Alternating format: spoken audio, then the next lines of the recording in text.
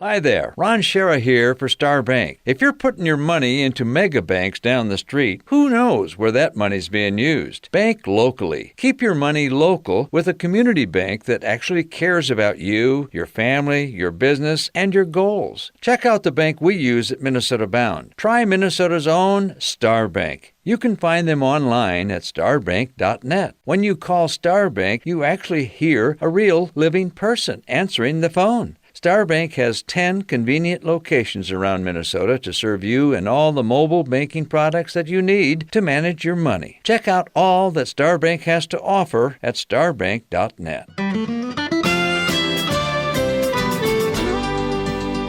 Hi, everybody. Welcome to the Minnesota Bound podcast, the stories behind the stories. I'm Laura Schara, your host for today. And today I am really excited about our next guest. We're going to be chatting about a lot of winter activities that are available for families, individuals to get outdoors this winter and try something new. And I have Luke Skinner on, who's the assistant superintendent of Three Rivers Park District. Luke, welcome to the Minnesota Bound podcast. Well, thank you. Thank you for having me. Well, I appreciate you joining me today to talk about all the fun activities that Three Rivers Park District has available to individuals, families, kids, you name it. And, I know that one of the mission statement of the Three Rivers Park District is to promote environmental stewardship through outdoor education and recreation. And one of your taglines that you have, which I find pretty cool, is, where is it here? Try it, learn it, love it, and live it, which I think is such a great statement for people and a mantra to have to get people outdoors. It's one of those things that we think about of all the people, especially if you live in a metro area or even a part of the community, you just don't get a chance to get outside. How do you get an opportunity to get outside? And so we want people to have those opportunities to try something new. And that's that try it side. And then you learn a little bit about it. And then like me, if I've been in it and you around the natural resources, whether it's fishing or skiing, that we learn to love it and we live it and it becomes part of our lives. Absolutely. And, you don't have just a couple activities available for people to try. The list is quite long. What are some of the things that people can enjoy at Three Rivers Park District? During the wintertime, we have a lot of outdoor events or outdoor activities that you can do. Anything from alpine or downhill skiing at Highland Hills to cross-country skiing at numerous parks. You can snowshoe, winter walk, ice fish.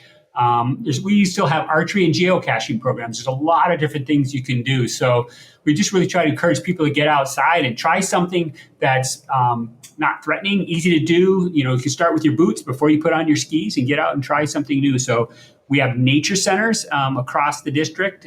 We also have visitor centers.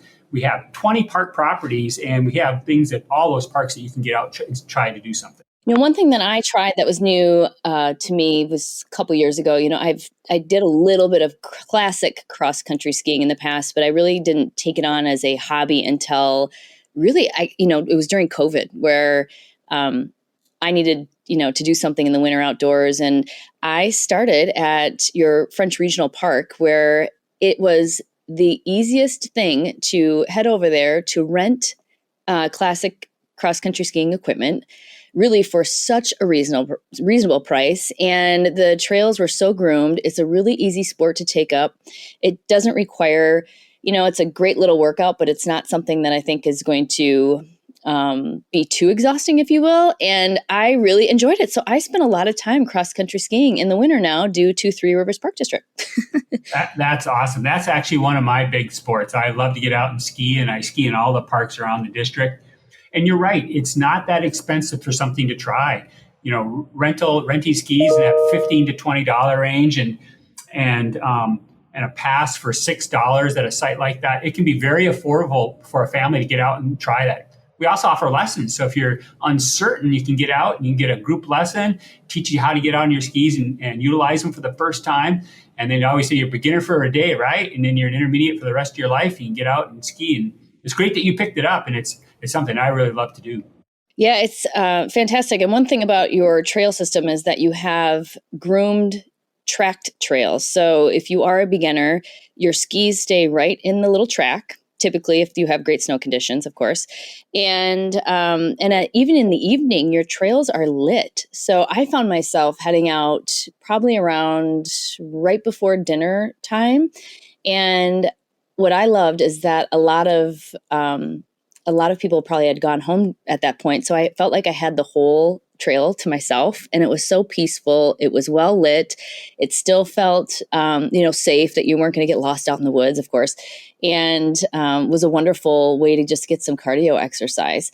And where are some of the parks that have rentals for cross country skiing if people really want to try that? So we have a number of parks where you can rent skis. Elm Creek Park Reserve, French, which you're known as French Park, Regional Park, Baker Park Reserve, Highland Park Reserve, Carver, and Cleary, all offer rental skis. And at Highland and Elm and French and Cleary all have lights too, so you can get out there in the evenings. Trails are also open. You can bring a headlamp for those ones that don't have lights, but if you like to ski under lights, we have 4 locations you can do that. Yeah, something about special about cross country skiing in the evening is you can hear squirrels moving around in the snow. You might hear an owl or two. You see the moonlight above you. I just found it to be the most peaceful place and so silent. And part of that, somewhat surprised me how quiet it could be, even though you were somewhat still in the metro area. And I felt that was just like such a special thing that's what really drew me back was those evening cross country ski moments. They're great. And you also have, if you don't want to throw on skis, you have snowshoeing available. And do you have classes for snowshoeing? Is there snowshoeing for kids? Tell us a little bit about that. Yes, we offer snowshoe rental at all of our nature centers and also some of our visitor centers. We also offer lessons too to get out. And they're really as much as learn how to put a snowshoe on and go for a walk in the woods and learn something about what's happening in the woods. Wintertime, you get to see all the tracks of all the different animals, see what winter birds are around, etc. And so we do offer classes for families and individuals, and we have them at all of our sites where we rent snowshoes. And that's, like Lowry Nature Center, Richardson Nature Center, up at Eastman Nature Center at Elm Creek. So there's a variety of places that you can get, go snowshoe with a group and have a good time. Word from our newest sponsor, Hewitt Docks. Hewitt Docks, Lifts, and Pontoon Legs began in a small south-central Minnesota town with a mission to make dock install and removal easier by inventing the Roll-A-Dock. Well, now the company has evolved to provide everything you might need to improve your lake time. In addition to the classic Roll-A-Dock or the new Ultra Dock system, Hewitt offers all-terrain staircases, gangways, canopies, and lifts, along with any accessory you might need. Celebrate 50 years of business with us. Go to HewittRad.com to enter for a chance to win a free dock and monthly prizes. Hewitt Docks, Lifts, and Pontoon Legs. Work hard, play harder. You deserve a Hewitt. And Thousand Hills Lifetime Grazed. Thousand Hills Lifetime Grazed Beef. Grass-fed beef right here in Minnesota. We make a career talking about clean water, native habitat, and some of the best environmental practices. That's exactly why I'm so excited about Thousand Hills. It is locally raised beef done differently. You see, Thousand Hills uses what is called regenerative agriculture to raise their cattle. Those beef cows, they graze in fields of wild grasses, and they move between a lot of different fields of grass. It is a sustainable ecosystem free of synthetic fertilizers and chemical herbicides. It's a system of agriculture that promotes clean water, natural grasses, and the best beef you've tasted. It's beef raised the right way. You can check out Thousand Hills Lifetime Grazed grass-fed beef to understand their regenerative agricultural practices and fall in love with Thousand Hills beef. And now if you want to get your dog involved into a winter sport, you have ski joring. Now, do you have ski joring lessons, or is this just ski joring trails that you offer? We offer ski joring trails. They're multi-use trails that we allow winter hiking or fat biking or ski joring, which is basically hooking your dog up to a harness and hooking it to yourself, and then you ski behind it. And so at Cleary, down at Cleary in Scott County, at Baker Park Reserve, and at Elm Creek, we all have multi-use trails that you can get out and do that. It's pretty cool. There are groups and communities of skijoers out there who do give lessons as well, but they're separate from the district. So cool. So if you are interested in doing a little ski joring, make sure that you check online to see that they have ski joring trails available at that particular park, because it's not just any trail you can hook your dog up and start ski joring, correct? That's correct. Most cross-country ski trails are groomed for just that cross-country skier. But we have these multi-use trails, which we do groom and pack down, make it easier for them to get out on. But there's less of them, but they're a lot of fun. It does take a little more equipment, right? You got to get a harness and that, but there are places that let you try and get out and do it. It's really fun if you really want to get out with your dog. Your dogs love it to get out and get outside and enjoy the fresh air. The dogs totally love it. I tried ski joring actually at Three Rivers Park District with Tyler. His last name's slipping. Thompson. Yes. It wasn't Tyler Thompson. Is Tyler Thompson's your cross-country skier? Tyler Thompson's your Nordic. Did you go out with Grant? It was not Grant. Oh boy, I'm gonna have to look this up now. But we went out and he had a German Shorthair pointer that he rescued from the Humane Society. And turns out this dog loved to pull and run. Of course, German Shorthair pointers love to run, but this dog in particular turned out to be a national ski joring champion multiple times. Wow. And when we went out and he was teaching me how to ski jor for the first time, I have to tell you that if you have a dog that really loves to take off, I would suggest being a really good skate skier. Because I wiped out quite a few times during that lesson. It was the dog's name was Buddy, I believe, and it was such a cool moment. The dogs do love it. You definitely need special equipment. You don't want to hook up your dog to just your dog collar by any means. It needs a special harness. It needs the ski joring pole, which has a lot of flexibility in it. But dogs really do love it. They just love to take off. So if you have a dog that loves to run, I highly recommend trying it. And, you might want to have some help the first time just so your dog isn't dragging you down a path on some skate skis. But a really, really good time nonetheless, which is so cool.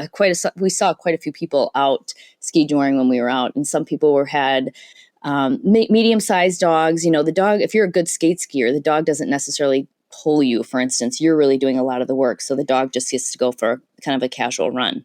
But really cool activity.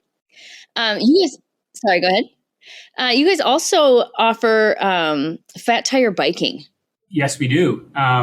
We have, I would call them single track trails that we have at 4 different parks that we groom specifically. They're groomed specifically for fat biking during the wintertime. It's really cool. It's where you take your single track trails that are wandering through the woods and they pack them with special equipment. And if you have fat bikes, which are mountain bikes with big floaty tires with very little pressure, you can go ride through the woods, and it's a pretty cool thing to do. And not only do they ride during the day, but they love to ride at night with a lamp, and it's a pretty cool thing to do to get out there and shine up the lights and get out there and try it. So it's definitely something new, and it's growing across the metro.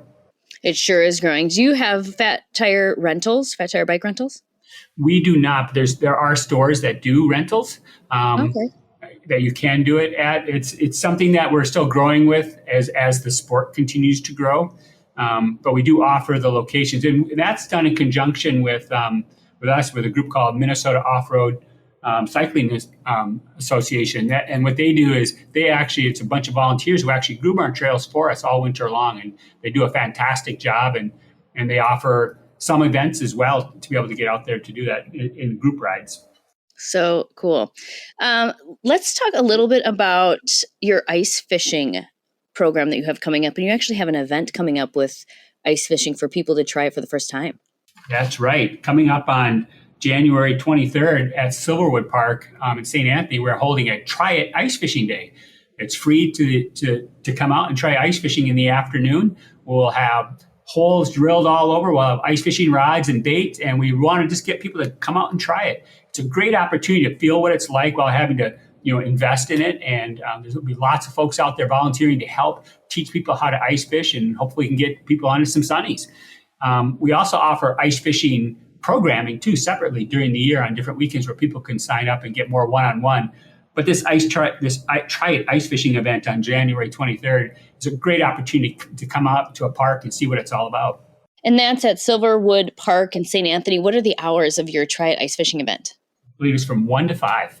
1 to 5 ice fishing for free, ladies and gentlemen. Great opportunity to introduce your kids to ice fishing. If you have someone in your family that's always wanted to get out there and try it, this would be the time to do it because you have some experts that are on the ice, and of course, everything else is provided for you. So that's actually pretty exceptional. You also have another event coming up on January 29th. Yeah, it's the Rent It. It's Ski Rent It and Bike Rent It. It's one of our big signature events that we do in the wintertime. And that's to attract, as we say, all levels of abilities of cross-country skiers to come out and do a race. We have a 20K skate or 20K classic race, and we have shorter versions all the way down to a 5K fun ski to come out and just try what it means to go out and cross-country ski on a course during the day. And in the afternoon and evening, we have a fat bike race. So the fat bikers come out and they race on the same course. This is all at Highland Park Reserve. We have manufactured snow loop there. We have a 5-kilometer loop that's got lights and it's got manufactured snow, so it's guaranteed to be in great shape. And so people come out either try cross-country skiing at all levels or fat biking at a couple of different lengths as well. We also offer events for para, for people who are with disabilities that come out with their sit skis. And we actually have some sit skis where they can come try skiing out there.